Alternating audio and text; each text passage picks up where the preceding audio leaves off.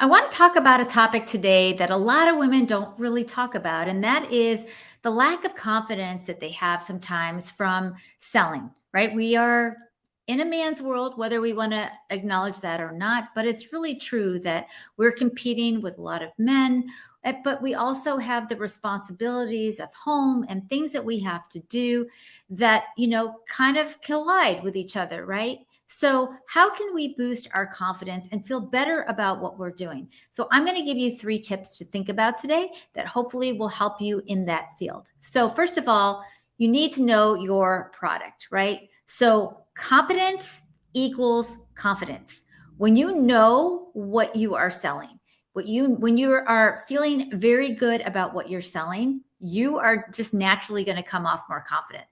I don't know about you, but I don't know how many times if you've ever had to sell anything and maybe morally it didn't agree with you, or maybe you didn't really fully understand it. Maybe there was like a technical side that you were trying to learn, but you weren't quite there yet, or maybe you didn't really understand like the competition, right? So when people start throwing questions at you, sometimes you kind of throw your hands up in the air. And what that does is it creates that lack of confidence when all it really takes is really knowing your product, right?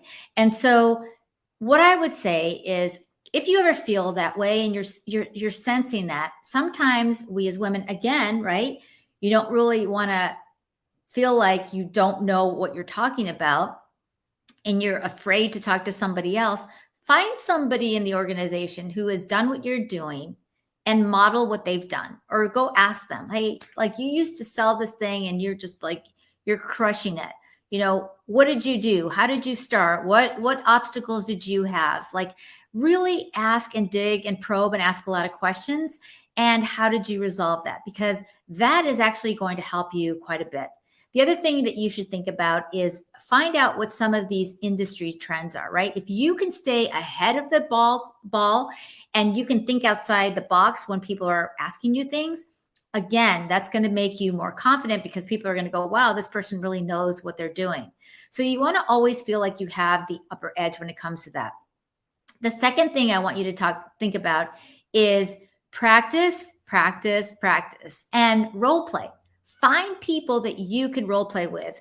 I know this is really an interesting thing, right? Because a lot of people tell me role play. Like I used to have to do role play on camera, and it was like a scary thing, right? To have to do that. But I'm telling you, I would find the top leader again, and I was like, let's role play. And then I would say it and I go, again. And then I'd have them tell me the words and I'd say again, right? The more that you can verbalize, the more that you can imitate or reproduce what somebody else who went to the top is that you can do, that is also going to build that confidence, right? Because you're going to know it, you're going to feel it, you're going to say what the people that are like really crushing it are saying it, and you're going to tweak your verbiage and how they do things, right? Because to me, that's the best way that you can do it. Because a lot of times you're given books, you're given scripts, you're given all this kind of stuff, or that you need to do. But if you don't have that practical aspect to it, it can really trip you up. And third of all is my favorite and most important is relationships. You have to build relationships. Stop thinking about the sale.